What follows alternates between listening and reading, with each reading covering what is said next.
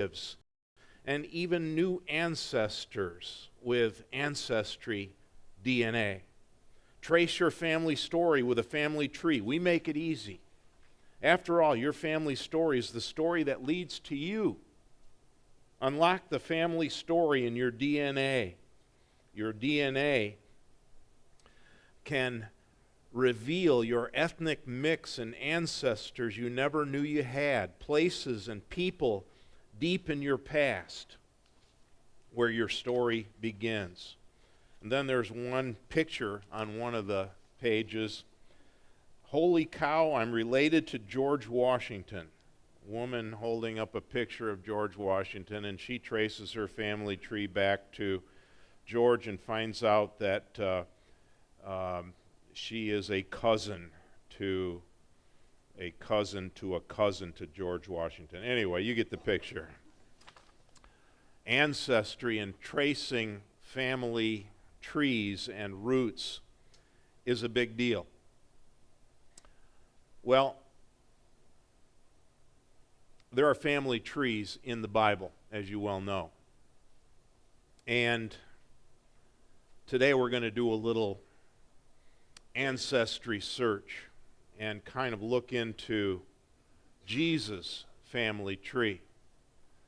Did you know that the Mormons have the largest database in terms of researching your ancestry of anybody in the world? And if you go to Salt Lake City, you can trace down exactly your roots and who you are, where you came from, through their massive, massive database. Now, there's a reason for that. The Mormons believe that your eternal destiny depends on your DNA. It depends on whom you're related to. It depends on whether you can trace your ancestry back to the original saints and so on and so forth. So it's very important to them.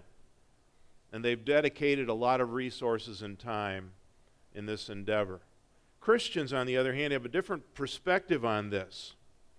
We believe that every one of us has a corrupted DNA. We believe that every one of us has a, shall I say, rotten family tree. And that the only reason that we are saved, the only reason that we are redeemed and going to heaven is because we have faith in a perfect human being, in someone who came and has a perfect life to hand to us by faith. And that is Jesus Christ. But what about Jesus' family tree? And this is where things get really fascinating. I'm talking about really fascinating. Because when you research Jesus' family tree, you find some very, very interesting things. Did you know that there are two family trees in the Gospels? One is in the Gospel of Matthew, one is in the Gospel of Luke. Luke was a Gentile. And so Luke traces in his family tree Jesus' roots, you might say, all the way back to Adam, because that's where he finds his common ground. Matthew is a Jew, and so he traces Jesus' family tree all the way back to Abraham, who is the beginning, you might say, of the Jewish nation, of the nation of Israel. So there's a little difference between the two family trees in terms of how far back they go. But when you start tracing it, you come up with all of these amazing things that are really significant when you think them through. The stories that you hear about the people in those family trees are all true. They're from the Bible. The names are not changed to protect the innocent. Guess why? Because there are no innocents in the Bible. The stories could well be coming from Ripley's Believe It or Not when you start to dig into the lives of these people listed in Jesus' family tree. In fact, I'll go even further. They could be coming from The Young and the Restless, General Hospital, As the World Turns, Days of Our Lives, The Bold and the Beautiful. Are those shows still on TV? You know what the plots of those shows are like. They're twisted and they're all over the place. And they involve a lot of sinful relationships. Well, so does Jesus' family tree. And I'm going to zero in on one particular person today and try to share in a nice way her story. She is prominently listed as Jesus' great-great-great-great-great-great-great-great-grandma. There are 41, I believe, people listed in that family tree. Only 4 of them are women, and 3 of the women that are listed come from very questionable lifestyles. Can I put it that way? And yet they're listed in Jesus' family tree. You can't make this stuff up. And it's one of the things that makes the Bible so believable and so true. There's nothing hidden here. There's nothing that's being covered up here. What you're getting is the raw truth, in some cases, about the lineage, at least on Mary's side, of where Jesus comes from. The person I want to zero in on in particular today is Tamar. And my great challenge today, and in a few minutes, is to take basically an R-rated story straight from the Scriptures and tone it down to at least PG-13. And I'll try to do that. But be forewarned, in Genesis 38, there's a pretty strong adult story being told here. And it's the story of Tamar. There are 2 Tamars in the Bible, by the way. Tamar number 2, actually, is David's daughter. And she is sexually abused, as you know the story, by her half-brother, who then later is killed by his brothers in revenge for this act. So this is a very unhappy story of Tamar number 2. We're dealing back here with Tamar number 1, which takes us all the way back into the book of Genesis. And just to set the stage a little bit here, you remember Abraham. Abraham's dates are roughly 2100 BC. Then Abraham has Isaac, and Isaac's dates are a little closer to 2000 BC.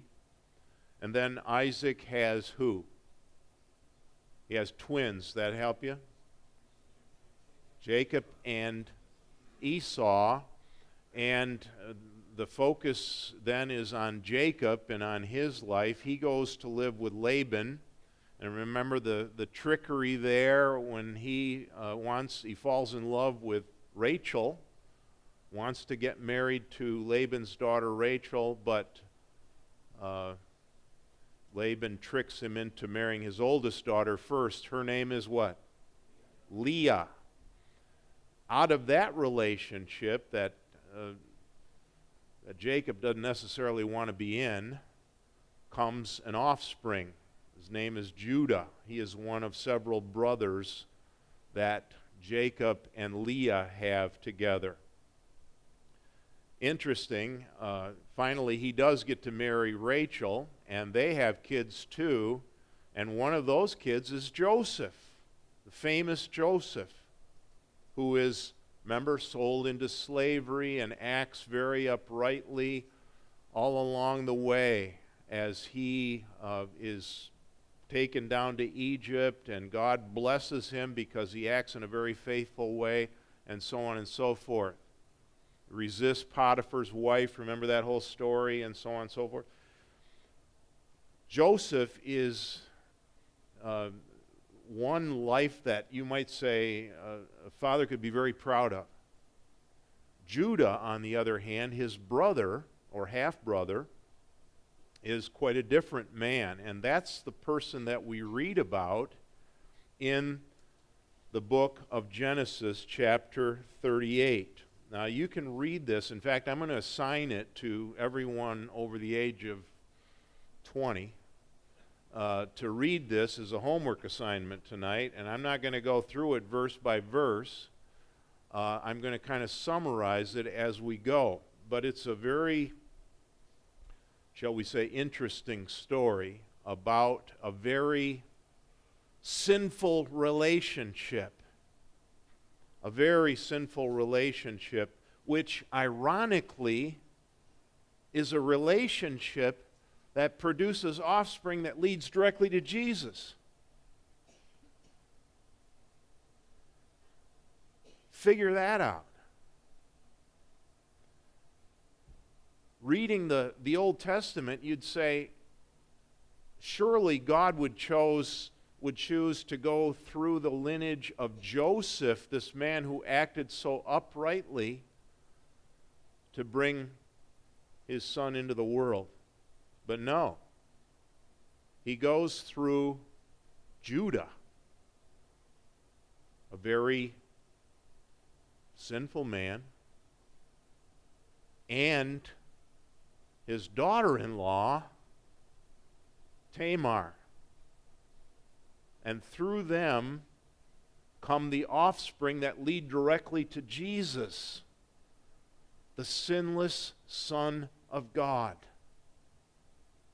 I told you this is a head-scratcher.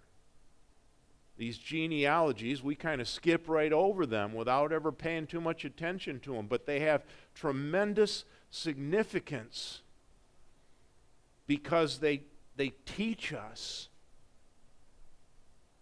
that God chose to send his Son into the world through a lineage of rascals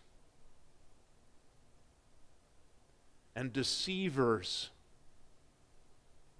and sinners and people guilty of sexual sin. Jesus is born right into the middle of all of this through Mary, his mother. Now the story, I'm going to go through this rather quickly, and I'm going to again try to tone this down a little bit. Judah, that right after they sell Joseph, their half-brother, into slavery, remember that story? It's Judah who speaks up and says, hey, let's not kill him to get him out of our lives. Let's make a few bucks. And so let's sell him to some traders and at least get some money. After all, he is our flesh and blood. We don't want to kill him. But let's at least benefit from his life by selling him into slavery. So Judah's the one that suggests all this.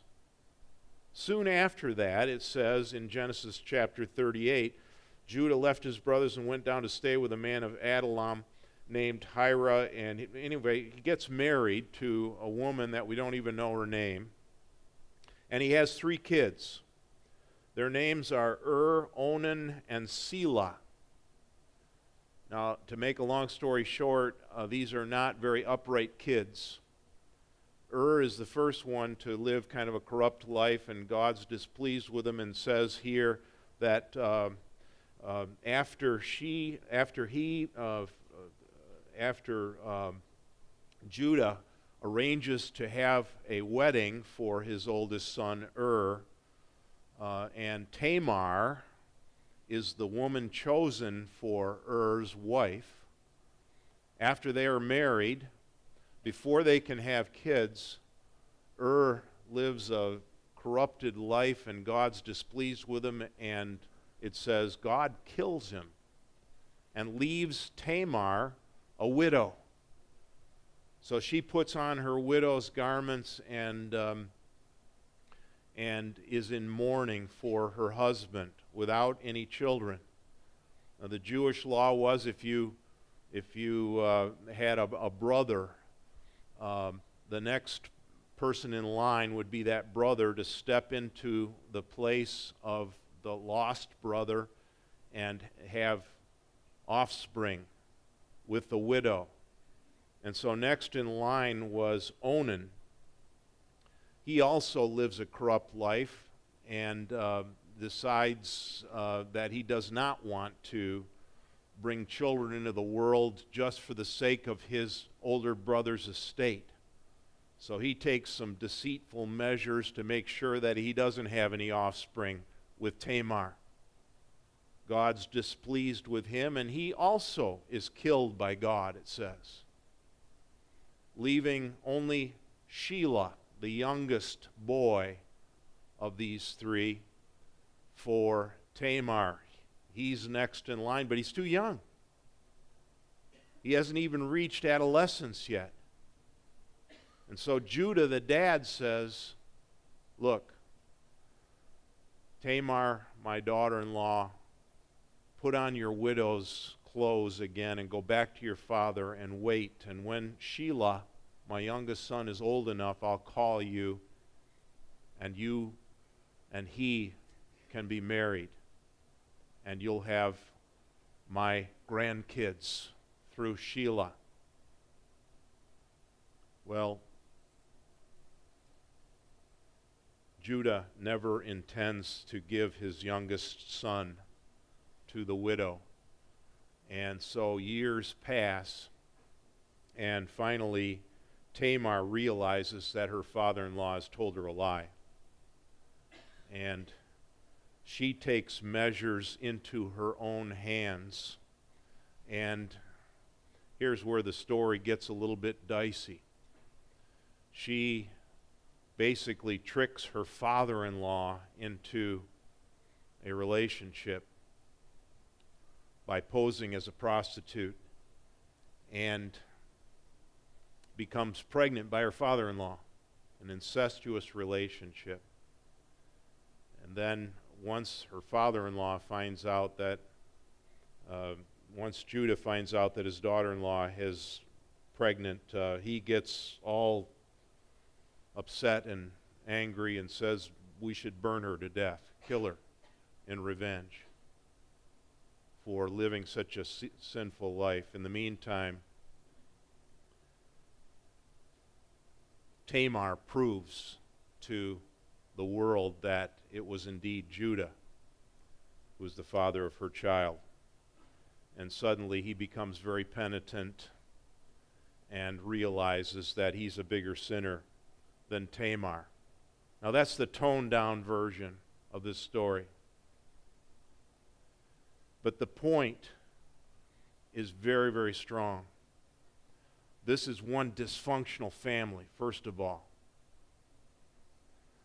There is, in this family alone, there's adultery, there's an incestuous relationship, there are children born out of wedlock, there are all kinds of things going on. And yet, this is Jesus' family tree, specifically mentioned in the words that Todd read today. Tamar is featured. Judah is in there. Why not Joseph? No, Judah. The sinful man who committed such unthinkable deeds with his own family. And Tamar, the deceiver,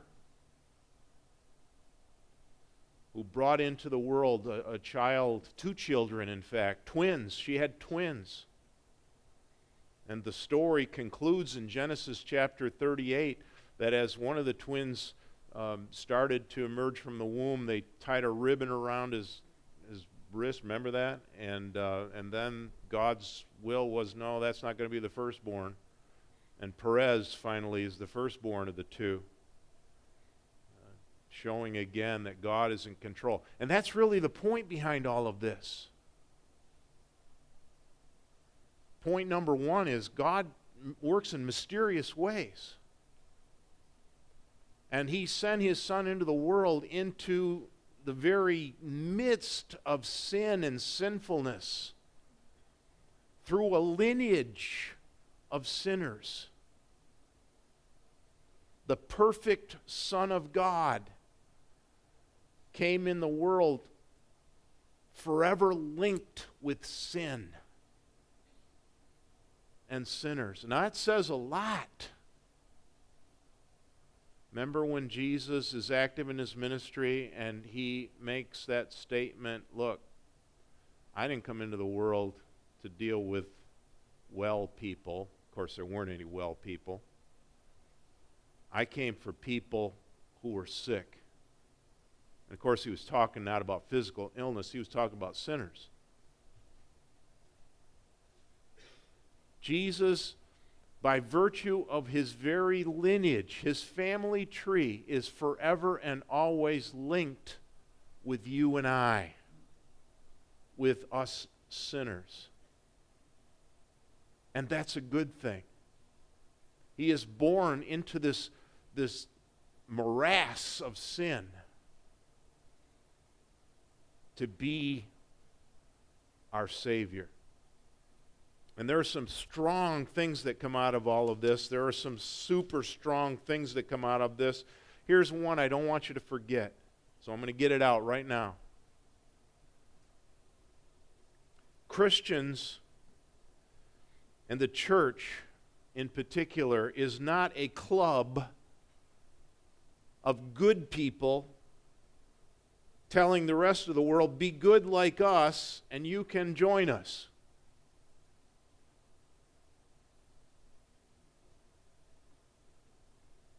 It's a fellowship of redeemed rascals